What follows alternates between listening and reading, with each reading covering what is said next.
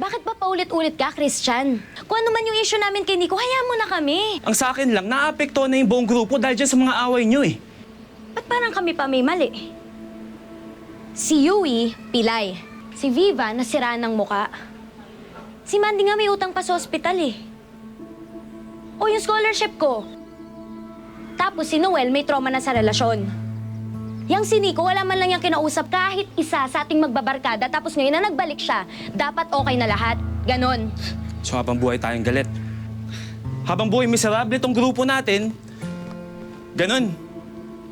Gusto nyo tanggalin natin si Nico isa-isa sa buhay natin? Pero paano naman natin gagawin nyo kung andyan yung tao, andyan siya? Humingi ng tawad sa ating lahat.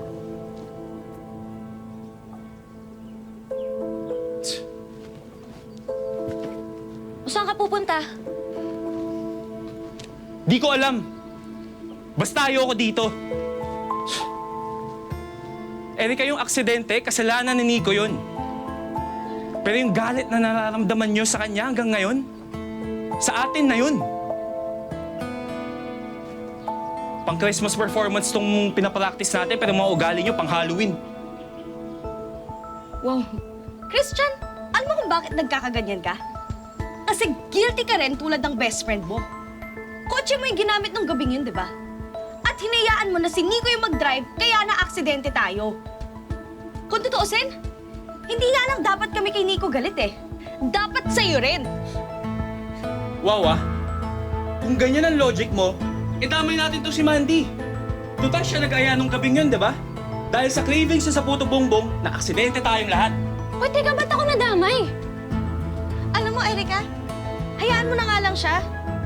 Magsama sila ni Nico. Usak na rin naman na tong barkada eh. Alam ko namang di ako parte ng grupo niyo, pero... Nakawa din ako kay Nico. Kasi guilt na naman pinag-uusapan niyo. Ano, kaya niyong itabo yung taong di makakasama yung pamilya niya sa Pasko dahil sa inyo?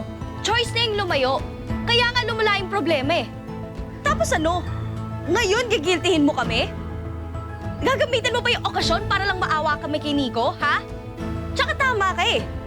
Hindi ka kasali dito sa grupo, kaya shut up! Viva, ano ba? Sobra naman. Ano, Mandy? Bumabaliktad ka na? Kinakampihan mo yung kalandian mo? Tama na!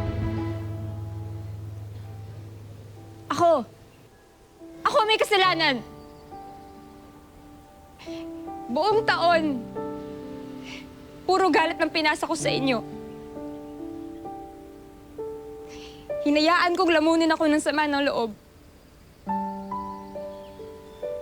Baka nga tama.